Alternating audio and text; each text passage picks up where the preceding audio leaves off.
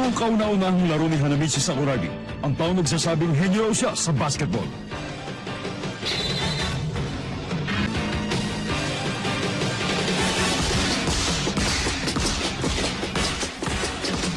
Sa huling 4 na minuto, wala nang iniisip si Hanamichi kundi ang sarili niya. Sakuragi! Buong pwersang dinakdak ni Sakuragi ang bola.